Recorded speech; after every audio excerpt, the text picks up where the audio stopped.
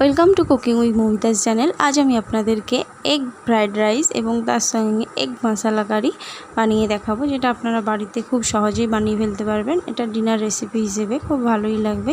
তো চলুন দেখে নিন রেসিপিটি একবার। প্রথমে আমি কড়াই 2 টেবিল চামচ রিফাইন্ড তেল দিয়ে দিলাম।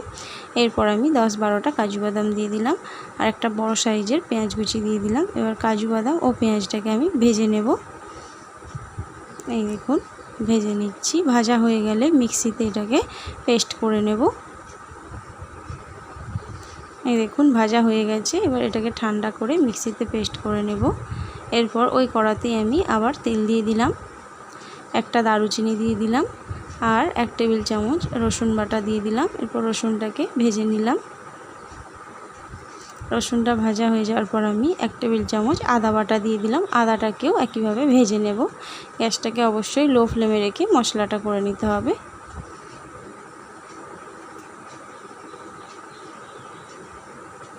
আদাও ভাজা হয়ে গেছে, দেখুন মশলা থেকে তেল ছেড়ে গেছে। এরপর আমি 2টো কাঁচা লঙ্কা কুচি দিয়ে দিলাম আর একটা বড় সাইজের পেঁয়াজ কুচি দিয়ে দিলাম।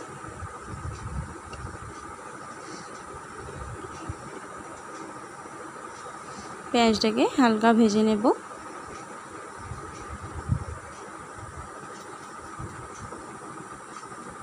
পেঁয়াজটা হালকা ভাজা হয়ে যাওয়ার পর আমি একটা বড় সাইজের গাজর কুচি দিয়ে দিলাম।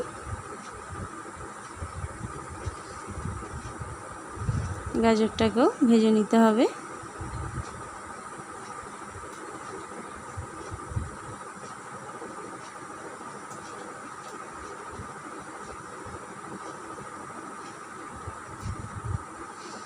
গাজরটা ভাজা হয়ে যাওয়ার পর আমি এবার ডিম ফাটিয়ে দিয়ে দেব। আপনারা আপনাদের ইচ্ছে মতো ডিম দিতে পারেন। আমি এখানে 3টে ডিম দিয়েছি, আপনারা চাইলে আরও বেশি ডিম দিতে পারেন। এরপর ডিমটাকেও ভেজে নেব।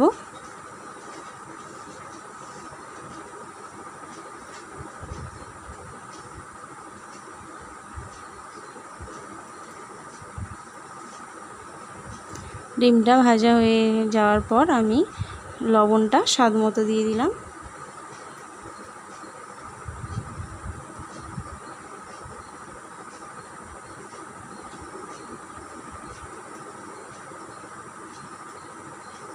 এরপর এতে আমি 1 টেবিল চামচ হলুদ গুঁড়ো আর 1 টেবিল চামচ কাশ্মীরি লঙ্কার গুঁড়ো দিয়ে দিলাম। এরপর আবারও নাড়াচাড়া করে নিচ্ছি।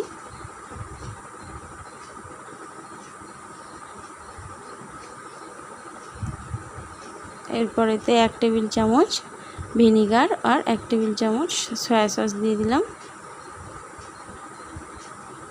আর টমেটো কেচাপ 1 টেবিল চামচ দিয়ে দিলাম। আবারও ভালো করে নাড়াচাড়া করে নিচ্ছি। গ্যাসটা অবশ্যই লো ফ্লেমে রেখে মশলাটা করে নিতে হবে। মশলাটা হয়ে যাওয়ার পর আমি যে ভাতটা সেদ্ধ করে রেখেছিলাম সেই ভাতের সঙ্গে মশলাটা মাখিয়ে নিচ্ছি। আপনারা আপনাদের বাড়িতে যে চালের ভাত খান সেই চালেও করতে পারেন বা বাসমতি চাল দিয়েও করতে পারেন।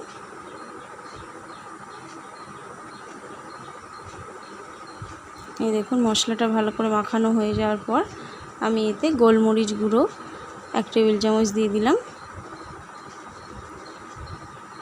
আর ম্যাগি মশলা 1 প্যাকেট দিয়ে দিলাম।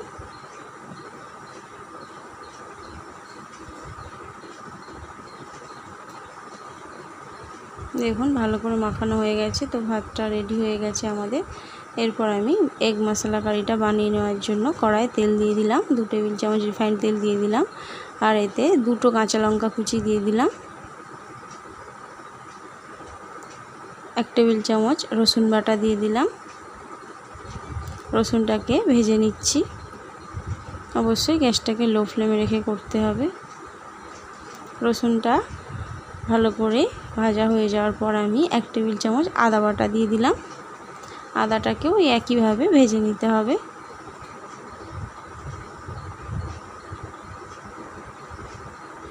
এরপর এতে আমি 1 টেবিল চামচ ধনে গুঁড়ো দিয়ে দেব আর 1 টেবিল চামচ হলুদ গুঁড়ো দিয়ে দিলাম আর 1 টেবিল চামচ কাশ্মীরি লঙ্কার গুঁড়ো দিয়ে দিলাম।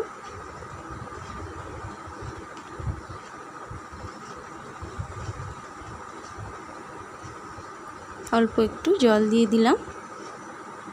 এই দেখুন মশলাটা ভালো করে কষিয়ে নিচ্ছি।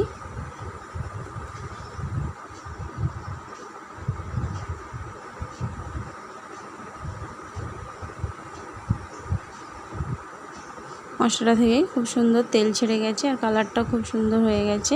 এরপর এতে আমি 1 টেবিল চামচ টমেটো কেচাপ দিয়ে দিলাম। আপনারা চাইলে এতে একটা বড় সাইজের টমেটো কুচিও দিতে পারেন, তবে টমেটো কেচাপটা দিলে ভালো হয় আরও। আর আমি 2 কাপ পরিমাণ দুধ দিয়ে দিলাম। স্বাদ মতো লবণটা দিয়ে দিলাম। এরপর আমি 4টে ডিমকে সেদ্ধ করে কেটে রেখেছিলাম এইভাবে, দেখুন। এবার ডিমগুলোকে ওই ঝোলের সঙ্গে দিয়ে দিচ্ছি।